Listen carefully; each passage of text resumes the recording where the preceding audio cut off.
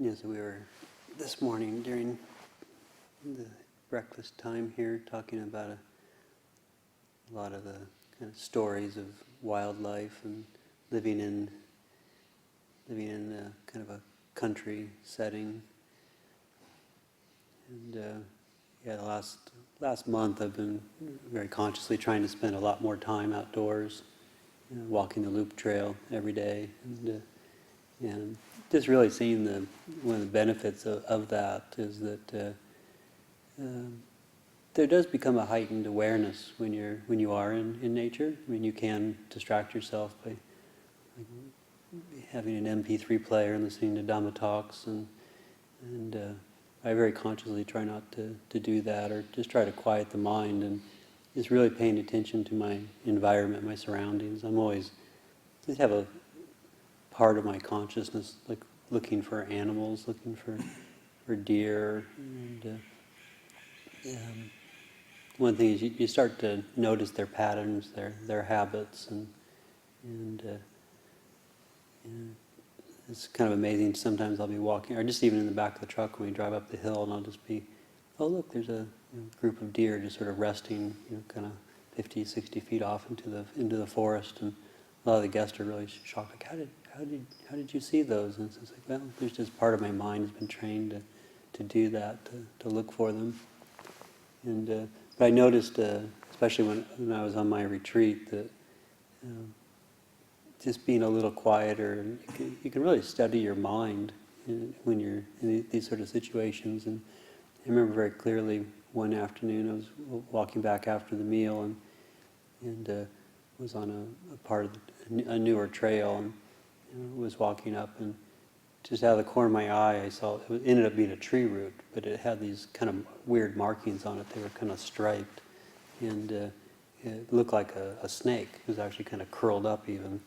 And I remember as I was walking, just sort of really kind of having a neutral mind state, and then just my mind seeing that, and I could actually sort of get the sense of the consciousness expanding, and actually opening up and trying to investigate what that situation was, taking in as many details as it could, and then actually then seeing the mind focus on that particular object and actually see it sort of even running through the sort of checklist of, is that a snake? Is it moving? Is it then noticing other little details about it, that it's kind of coming in and out of the earth, and then actually just watching the mind piece it together that no, that's just a tree root, and then just immediately just sort of walking past it, but then after having that experience, and the mind was.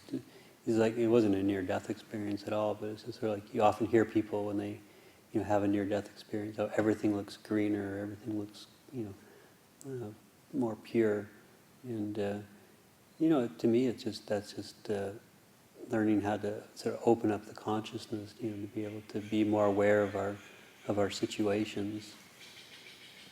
And then just last week, I probably told everybody, but I thought it was totally fascinating. Was just right after the meal, I took off and was walking up the loop trail, and this all happened in a span of like 2 or 3 seconds. But was walking around this kind of curve on the trail, kind of about halfway out, and there's kind of a steep canyon that I was sort of walking into, and I heard what I assumed was a large dog bark, and it sounded like it was like way further up the trail, and I had been in a neutral mind state, and then like immediately just a little bit of aversion arose in my mind of, oh, someone's walking with a big dog, I'm going to have to probably deal with this and probably make sure I don't get bitten, or just a little bit of aversion. And then just the next step I kind of clearly came around the corner, and there were 3 bears kind of right in the middle of the trail, pretty close to me, and then I was actually really excited, and I actually shouted out, "Bears!" And then they had probably heard me coming in, because it was a canyon, so my the barking sounded like it was an echo, and so my footsteps was probably an echo for them, and so they were actually looking the opposite direction. And then when I yelled out "bears," they all jumped and turned around and faced me, and then first thing I noticed was that the middle one was a baby, was a cub, and so a little bit of next thought was concern. Like, oh no, could be a dangerous situation. And the mother just let out this sharp bark, and the two smaller bears just immediately took off up the hill. And then I was faced with this about 30 feet away with a mother bear. And actually, just a second of fear arose in my mind. And then I just stopped, or just took a motion to step back. And I think she saw that, okay, he's not aggressive. And she turned and ran up the hill. And then so there was a moment of relief.